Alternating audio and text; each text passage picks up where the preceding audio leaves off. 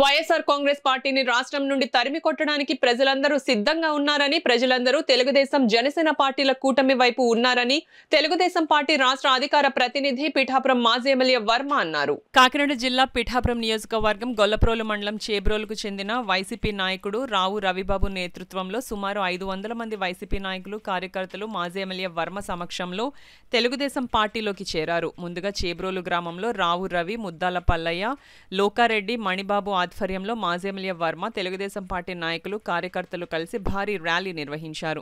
మాజీ ఎమ్మెల్యే వర్మకు చేబ్రోలు గ్రామ ప్రజలు అడుగడుగున బ్రహ్మరథం పట్టారు. అనంతరం మాజీ ఎమ్మెల్యే వర్మ చేతుల మీదుగా రావు రవిబాబుకి, ఆయన అనుచరులకు, అభిమానులకు తెలుగుదేశం పార్టీ కండువాలు వేసి పార్టీలోకి ఆహ్వానించారు. ఈ సందర్భంగా జరిగిన భారీ బహిరంగ సభలో మాజీ ఎమ్మెల్యే వర్మ ప్రసంగించారు. ఈ కార్యక్రమంలో ఉలవకాయల దేవేంద్రుడు, మాజీ జెడ్పీటీసీ మడికి ప్రసాద్, మల్లిపూడి వీరబాబు తదితరులు పాల్గొన్నారు. రాబోయే రోజుల్లో పార్టీ పటిష్టానికి ఎంతో ఉపయోగపడుతుంది. వారందరినీ కూడా మనస్ఫూర్తిగా పార్టీలోకి ఆహ్వానించారు.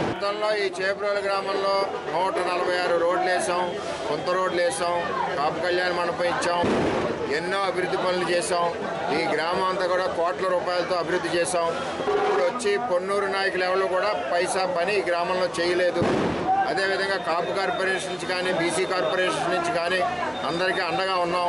అన్ని విధాల ఆర్థిక కార్యక్రమాలు చేసాం, హౌసింగ్ చేసాం.